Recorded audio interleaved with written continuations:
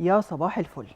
لو قلت لك ان في 3 حاجات بتعملها كل يوم 3 مرات ممكن تكون سبب تعبك او سبب شفاك، هتصدقني؟ الغريب ان الحاجات دي موجودة في كل بيت فينا، ومحدش بيخاف منها في الاول لانها ما بتوجعش.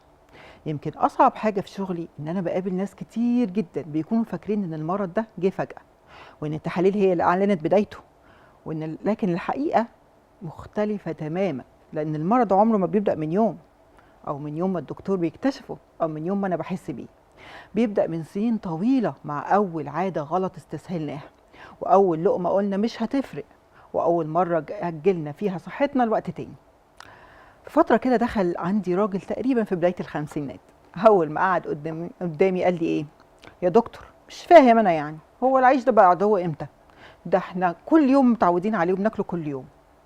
ابتسمت كده وقلت له طب ما تقولي يومك كده بيبدأ إزاي؟ قال لي أول ما بصحى من النوم لازم أشرب شاي كده بسكر ورغيف عيش بلدي وجبنة أو مربى، وبعدها بساعتين كده قهوة بقى ومعاها بسكوت، ولما اتغدى لازم يكون في رز أو عيش أو مكرونة أو ال3 مع بعض. أمال هشبع إزاي؟ وبعد العصر بقى عايز حاجة مسكرة كده أعرف أكمل بيها شغلي، تديني طاقة بقى كده. وبالليل أهو أي سندوتش وخلاص. وبعدين بص لي قال لي على فكرة أنا ما باكلش كتير.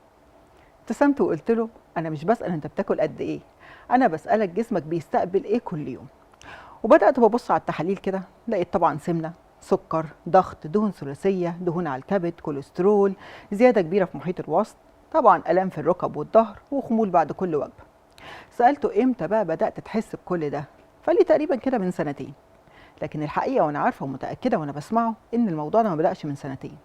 اللي حصل بدأ من عشرات الآلاف من اللقم اللي احنا بناخدها كل يوم وفاكرينها ان هي عادية. ما جاتش على دي يعني مش هتأثر. كل مرة السكر كان بيعلى، البنكرياس بيشتغل اكتر، كل مره الالتهابات بتزيد شويه اكتر، وكل مره الخلايا بتتعب اكتر واكتر من غير ما الجسم يبتدي يصرخ. لكن في الاخر الجسم قال انا مش قادر استحمل، كفايه. وبعدها بايام كده دخلت عندي تقريبا في اخر الثلاثينات، ماسكه في ايديها بنتها الصغيره، وقالت لي انا خايفه عليها قوي، بقت بتحب الحلويات اكتر من الاكل واكتر من الاول بكتير، كل شويه تعبانه، كل شويه عايزه تنام، كل شويه جعانه. سالتها طيب هي بتفطر ايه؟ قالت لي يا حبوب الجاهزه، او مثلا شوكولاته وكرواسون وعصير. قلت لها طب والغدا؟ قالت لي اي حاجه المهم تاكل. وقتها بصيت للبنت الصغيره دي وفكرت في حاجه وجعتني قوي. البنت دي ما اختارتش اكلها، احنا اللي اخترناه لها، مامتها يعني هي اللي اختارته لها. وساعتها سالت نفسي سؤال فضل يرن في دماغي كتير قوي، لو البنت دي بعد 20 سنه جالها سكر او ضغط او سمنه او كبد دهني، هنلوم المرض ولا هنلوم كل لقمه حطيناها قدامها او كافئناها بيها؟ لو فضلت تكبر على نفس الشكل ده وبنفس الطريقه دي، يمكن بعد 10 سنين نقول يا خساره المرض جه بدري. مع ان الحقيقه ان المرض ما جاش بدري، احنا اللي بدأناها بدري شويتين. وعشان كده انا كاخصائيه تغذيه وهيلث كوتش عمري ما بشوف ان الاكل مجرد سعرات حراريه، انا بشوفه رساله. كل لقمه بتدخل جسمك بتقول لخلاياك تعمل ايه بالظبط، تبني ولا تهدم، تقاوم المرض ولا تستسلم ليه، تهدي الالتهابات ولا تزودها، تحافظ على هرموناتك ولا تلخبطها. ممكن عشان كده احنا بقينا بنخاف من البيض ونطمن للبسكوت، بقينا بنخاف من الدهون الطبيعيه ونروح من المهدرجه، بقينا بنعتبر السكر مكافاه يوميه، مع ان الحقيقه عمر جسمنا ما اتخلق علشان يعيش على السكر طول اليوم، ولا على الدقيق الابيض في كل وجبه، ولا على الاكل اللي يبقى مصنع كتير قوي، المعلبات اللي بقت موجوده في كل بيت. الحقيقه ان البروتين المظبوط الغير مصنع والدهون الصحيه والكربوهيدرات المعقده والخضار مش رفاهيه ابدا، دي احتياجات اساسيه للجسم، دي اللغه اللي جسمنا بيفهمها. والاجمل من كده ان تغيير اسلوب حياتنا مش بس بيساعدنا ان احنا بنقلل فرص الاصابه بالامراض المزمنه زي السكر وامراض القلب والسمنه وارتفاع ضغط الدم والكبد الدهني، لكن كمان ممكن يكون جزء اساسي من رحله العلاج. طبعا بيحسن جودة الحياة، طبعا مع متابعة الطبيب والخطة العلاجية المناسبة. علشان كده في دول كتير قوي بقى أسلوب الحياة الصحي جزء من العلاج قبل ما تكون أول روشتة دواء. وعشان كده دايما بنقول إن كل وجبة هي قرار بيقربك من الصحة أو قرار بيقربك من المرض. الفرق ما بين القرارين يمكن يكون مجرد لقمة أو أسلوب حياة غلط، لكن كمان ممكن يكون كمان عمر أطول، عمر أصح. الناس بتفتكر ان الامراض بتبدا في المستشفى، لكن الحقيقه ان اغلب الامراض دي بتبدا على السفره. عشان كده انا عايزاك النهارده ما تفتكرش اخر تحليل عملته كان ايه، تفتكر اخر وجبه واكلتها كانت ايه، لان مستقبل صحتك ممكن يتكتب في ورقه تحاليل، بس مستقبل صحتك الاحسن هو اللي بيتكتب على سفرتك كل يوم. كل وجبه بتاكلها، كل لقمه بتختار تدخلها لجسمك. فخليني اسيبك كده قبل ما اخرج للفاصل لسؤال. لو عرفت ان كل لقمه بتاكلها النهارده هي هتكتب تقرير صحتك بعد 5 سنين، هتختار برضو تاكلها بنفس الطريقه؟ وبعد الفاصل ان شاء الله هنتكلم اكتر مع ضيفتي العزيزه دكتور هاجر صادق، استاذ مساعد بكليه الصيدله قسم الادويه والسموم، واستشاري صحه نفسيه وعافيه شموليه، ولايف كوتش معتمد من الاتحاد الدولي للكوتشنج PCC، عن الهيلث كوتش. يعني ازاي يعني نقدر نحول الاكل من سبب مرض لاسلوب حياه يحمي صحتنا وصحه اولادنا، لان الوقايه الحقيقيه بتبدا من اول لقمه انت بتاكلها، ولانك انت السبب وانت الحل، فالتغيير دايما بيبدا من جواك، في حكايه جواك. استنونا. اهلا بيكم من جديد. ويمكن قبل الفاصل اتكلمنا ان كل لقمه بناكلها النهارده ممكن تكون بدايه صحه وممكن تكون بدايه مرض، واتفقنا ان اسلوب حياتنا مش مجرد تفصيله بنعيشها كل يوم، لكن قرار بيكتب مستقبل صحتنا كله. وعشان كده يسعدني جدا يكون معايا ضيفه مميزه جدا، دكتور هاجر صادق، استاذ مساعد وكليه الصيدله قسم الادويه والسموم، واستشاري الصحه النفسيه والعافيه الشموليه، ولايف كوتش معتمد من الاتحاد الدولي للكوتشنج PCC. اهلا وسهلا بحضرتك النهارده في حكايه جواك. يمكن اول حاجه عايزه ابدا بيها ان كلنا اول ما بنسمع كلمه علاج بيجي في بالنا روشته او دواء او حقنه، لكن الحقيقه ان في علاج بيبدا قبل من كده بكتير. علاج ملوش ولا علبه دواء ولا جرعه محدده، اسمه اسلوب الحياه، لايف ستايل ميديسن. ده اللي هنتكلم عنه النهارده. يعني ايه طب اسلوب الحياه او لايف ستايل ميديسن؟ ازاي 6 ساعات او 6 عادات بسيطه ممكن تقلل فرص الاصابه بامراض مزمنه كتير، وتساعد العلاج يكون افضل نتيجه وتحسن جوده حياتنا، وتخلينا نعيش بصحه افضل لسنين اطول. وده يخليني ابدا مع حضرتك باول سؤال. يعني ايه لايف ستايل ميديسن، طب اسلوب الحياه اللي كل الناس بتتكلم عليه الفتره دي، وليه بقى النهارده اهم حاجه من الاتجاهات الطبيه في الوقايه من الامراض ودعم العلاج؟ اهلا بيكي. اهلا بيكي، نورتينا. اهلا بيكي. ايه بقى لايف ستايل ميديسن ده اللي الناس كلها عماله تتكلم عنه؟ انا هقول لك على حاجه بسيطه جدا احنا كلنا بنعيشها دلوقتي. الجو حر صح، بنروح نشتري احسن تكييف جبناه، فالجو حر كان علاجه التكييف بالظبط. زي بالظبط ما بيجيلي مرض مزمن وعلاجه الدواء. تمام، بس انا لما ركبت التكييف سبت الشباك مفتوح والفلتر مليان تراب والكمبريسور ما بيوصلش، عالجت العرض وسبت المرض.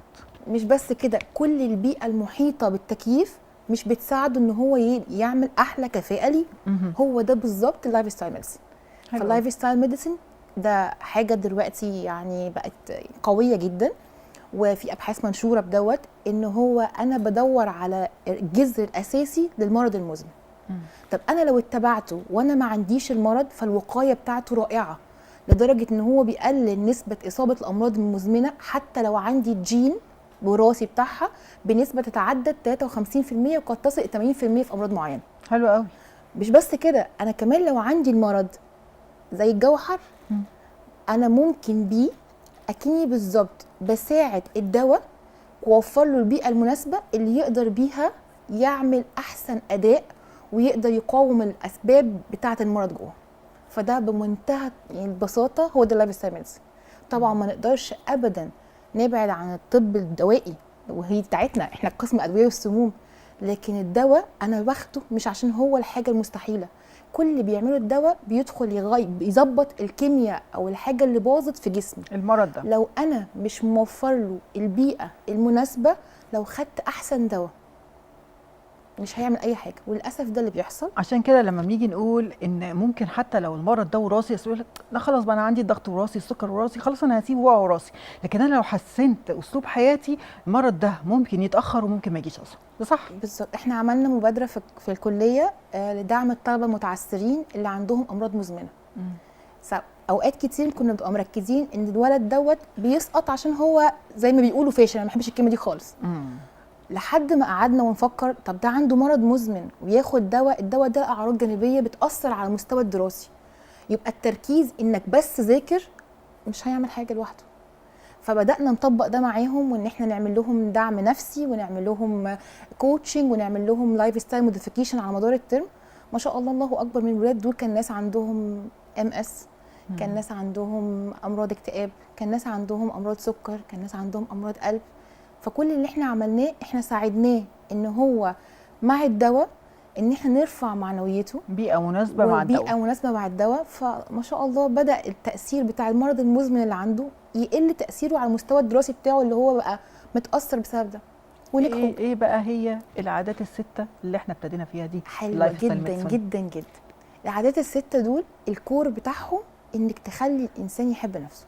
دي اول حاجه، لان انا لو حبيت نفسي، اوقات كتير دلوقتي احنا بنهتم بالرياضه ونهتم بالاكل ونعمل نظام غذائي كذا ونجيب احسن حاجه، بس برضو مفيش في مشكله في ما ان انا عنديش ابقى ثقه في متضايقه. نفسي، مش حابه نفسي، بالظبط. او مقدمه ناس على نفسي. فهم الست حاجات، اولهم الهيلثي ريليشن شيب او العلاقات الصحيه. بس خدي بالك، لازم برضو الناس تبقى فاهمه كويس جدا، عشان انا شفت الموضوع ده كتير. في فرق ان انا احب نفسي وان انا اكون اناني. طبعا طبعا احنا اصلا مؤمرين ان احنا نحب نفسنا في ديننا. انت عارفه ب ب ب بالكلام كده، كان في بوست عديت عليه كده من كام يوم، كان في واحده بتحكي بتقول ان كانت واحده صاحبتها كانت جميله قوي ولذيذه وبتقدم كل حاجه لكل الناس ولولادها وصاحبتها، بس هي دلوقتي لما راحت اخذت كورسات طاقه ولايف كوتشنج والكلام ده كله بقت انانيه قوي. مع ان كلام اللي كان في البوست ده ما يقولش ان هي انانيه، هي ابتدت تاخد بالها من نفسها وابتدت تحط نفسها اولويه. فهي لما ابتدت تحط نفسها اولويه، اللي كان متعود ان هو ياخد كل حاجه حاسس ان هي انانيه. رايك ايه في الحته دي قبل ما نكمل الست عادات؟ الاعتدال. لا نروح يمين ولا نروح شمال. يعني احنا كنا عايشين زمان بنروح كلنا ناحيه ان احنا نسيب نفسنا وننسى نفسنا، ده غلط. وان احنا نركز مع نفسنا بس، ده غلط. دايما حتى بقولها للولاد في الجامعه، خلي كل حاجه في حياتك ميزان. لا تروح يمين ولا تروح شمال. لان احنا حتى لما بنعلمهم الامراض بتيجي ازاي، يعني ميكانيزم المرض جه ازاي بمنتهى البساطه، لا اما حاجه في جسمي قلت وانا بديه دواء يزودها، لا اما حاجه في جسمي زادت قوي وانا بحاول ارجعها لطبيعتها. فبرجع تاني، اول ما ارجع للميزان انا تمام في اي حاجه. يلا نكمل الست عادات. الست حاجات دايما اقول اول حاجه فيهم علاقات صحيه. وساعات يعني الناس تنتقدني، بدأ اقول لهم انا لو علاقتي بنفسي صحيه وباللي حواليا هيبقى ليا نفس اهتم باكلي واعمل رياضه وانام كويس ويبقى عندي صحه نفسيه وبعرف ادير مشاعري وافكاري. لان مفيش حياه ورديه خالص. انت النهارده لو ما عندكيش ضغط في الشغل عندك في البيت، لو ما عندكيش في البيت عندك مع الولاد، لو ما عندكيش مع الولاد عندك مع اخواتك. دي الحياه. فان انا اعيش في عالم اقول لازم تبقى ايجابي، لا، ما هو في اوقات انا مش كويس. فانت المفروض تعلمني ايه بقى؟ تعلمني ازاي اكون كويس، ادير مشاعري وادير ضغوطي. بالظبط. يعني تقول لهم دير مشاعرك وافكارك، انت ملك. فالست حاجات كده بتلخيصا، هو الهيلثي ريليشن شيب او العلاقات الصحيه، الاكل، الرياضه، النوم، اداره الضغوط، والبعد عن اي حاجه ممكن تسبب لي تعب لجسمي زي السجاير، زي الولاد في الجامعه الريد بول والمشروبات الطاقه اللي بيشربوها للأسف. زي حاجات كتير. فحضرتك خدتي بالك لو انا فعلا بحب نفسي، ال5 حاجات التانيين انا هعملهم عشان بخاف عليها. بالظبط. بس هم دول. طيب ليه دايما احنا بنستنى المرض علشان نبتدي نعالج، مش بنعمل وقايه علشان ما يحصلش المرض ده؟ هقول لك، خلينا كده نفكر فيها. لما بتيجي اي ست، ساعات كتير من طريقه تربيتنا او من حبنا لاولادنا او من الوعي الجمعي في المجتمع، ببقى شايف اني انا لو بدات اهتم بنفسي في حاجه انا كده انانيه، وبهمل بقيه الحاجات. انا بهمل بقيه الحاجات.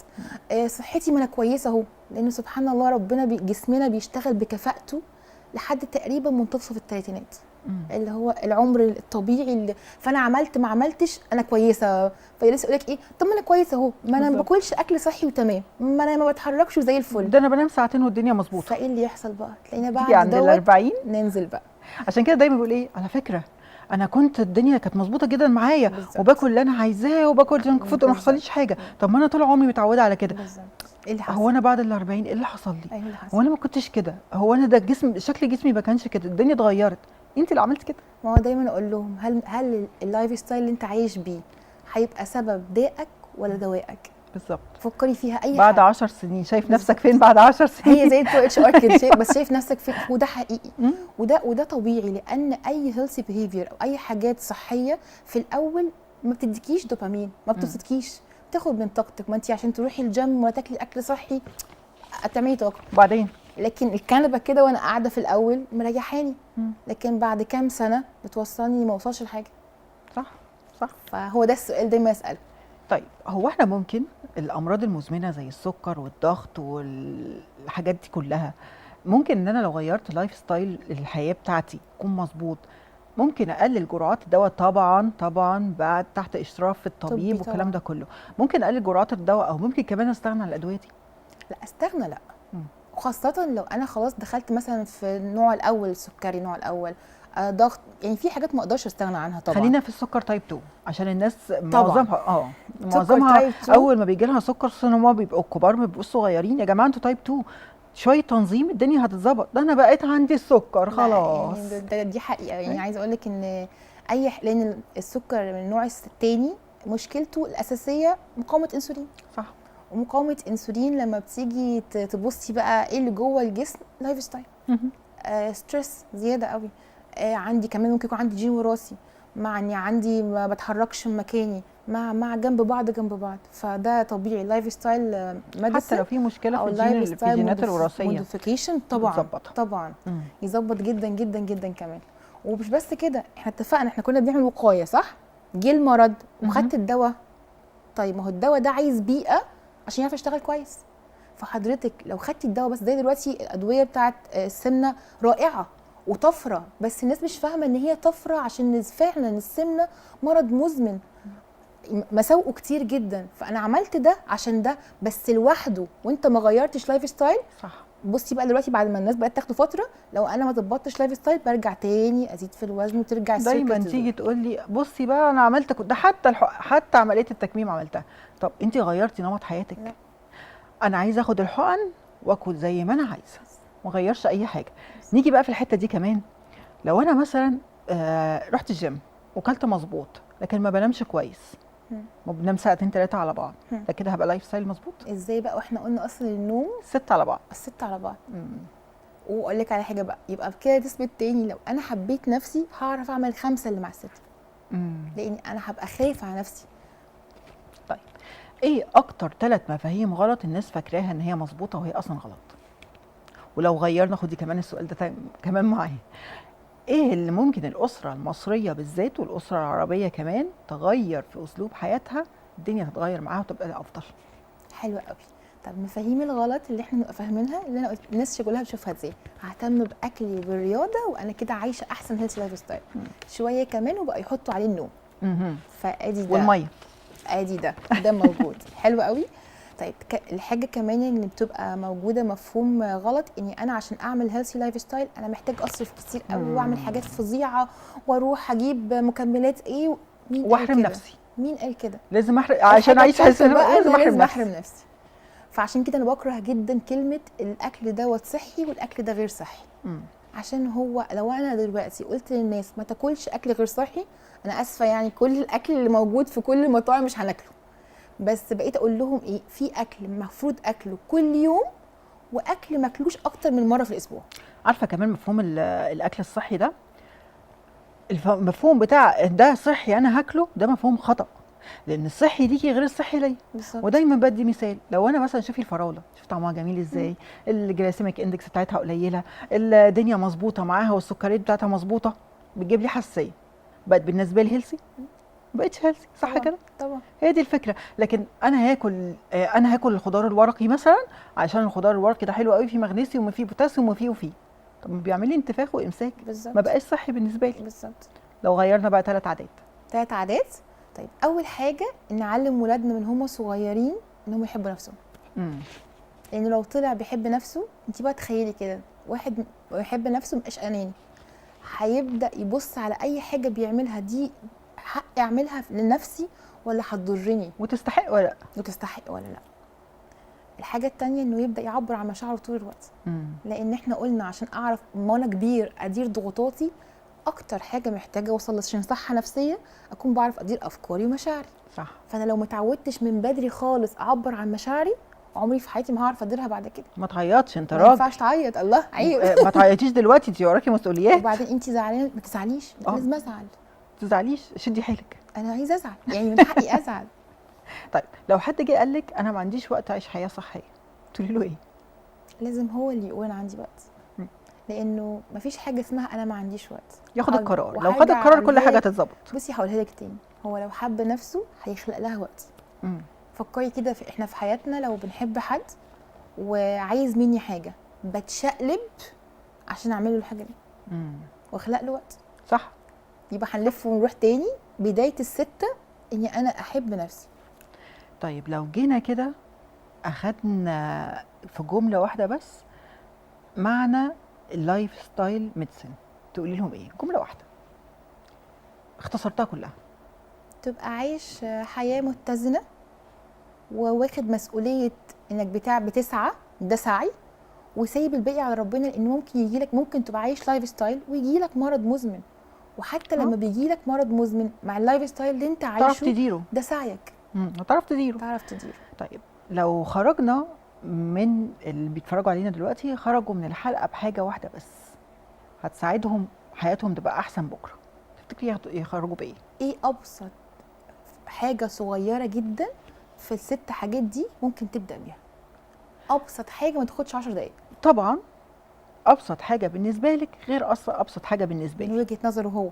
صح كده؟ بالظبط. طب لو انا سالتك انت ابسط حاجه ممكن تبقى بالنسبه لك تبقى ايه؟ بالنسبه لي انا ان انا بدات احب نفسي بصراحه. لان انت ما بتبصي ولا على حاجه بصراحه، لما بحب نفسي او الشخص بيحب نفسه هو بيمشي يعني مع ديننا، ان لربك عليك حق، ان لنفسك عليك حق، ان لاهلك عليك حق، فاتي كل ذي حق حقه. فانت في النص، لما تبقي في النص ومليانه هتعرفي تدي لاولادك وتدي اللي حواليكي وتدي شغلك وانت مبسوطه انك مش فاضيه. حلو قوي، حلو قوي. تعالي نرجع حته صغيره. الدواء لوحده هيكفي ان انا ابتدي ابقى كويس؟ ده اولا. ثانيا نرجع الحته بتاعت ان الهيلث لايف ستايل دي غاليه. لما يجي حد يقول لك لا لا لا انا ما اقدرش اغير، او انا هاكل مثلا، انا ما بقدرش اكل مثلا دهون الطبيعيه، فانا هاكل دهون مهدرجه عشان هي دي يا دوبك على قدي. ده بيكلف نفسه هو ايه؟ انا شايفه، وهو هستنى وجهه نظرك، انا شايفه مثلا ان انا لما باجي اتكلم على انه هو غالي، انا بالنسبه لي صحتي اغلى، وان انا هوفر فلوس دي كلها على نفسي وعلى دولتي. لما اجي بقى لايف ستايل ميديسن ده اضبطه بطريقه مظبوطه، هيوفر على الاسره نفسها ايه وهيوفر على الدوله ايه؟ طيب تعالي نبص هيوفر على الاسره دلوقتي ايه وقدام ايه. هو بعد الشر لما حد بيجي قعد اهمل في صحته وما كانش مهتم باللايف ستايل بتاعه خالص وفجاه بقى تعبان، هل هو لوحده اللي بيتهد؟ لا طبعا. ولا البيت كله بيقع؟ وخصوصا لو طفل.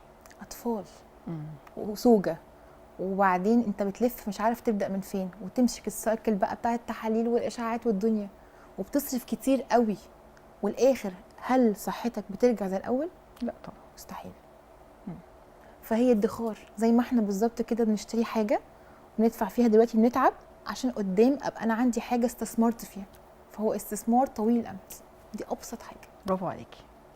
للاسف الشديد حلقتنا خلصت، بس قبل ما نختم وزي كل مره انا عايزه اسيب لنفسك 5 اسئله. اخر مره اخترت صحتك كانت امتى؟ مش اخر مره رحت للدكتور، اخر مره اخترت صحتك كانت امتى؟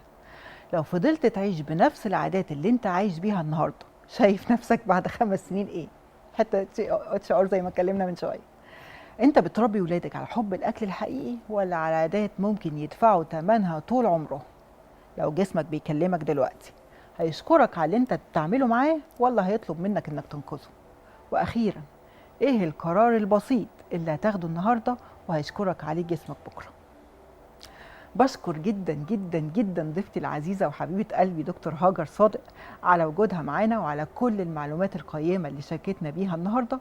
وافتكروا دايما ان اسلوب حياتك مش بس تفاصيل بتعيشها، اسلوب حياتك هو القرار اللي بيكتب قصه حياتك، قصه صحتك. ولانك انت السبب وانت الحل، فالتغيير دايما بيبدا من جواك في حكايه جواك. مع دكتور جيرمين حافظ استنونا كل يوم 3 الساعه 10 صباحا على قناه الشمس 2. ويمكن الدواء يعالج مرضك، لكن اسلوب حياتك هو اللي هيحدد مستقبلك. استنونا.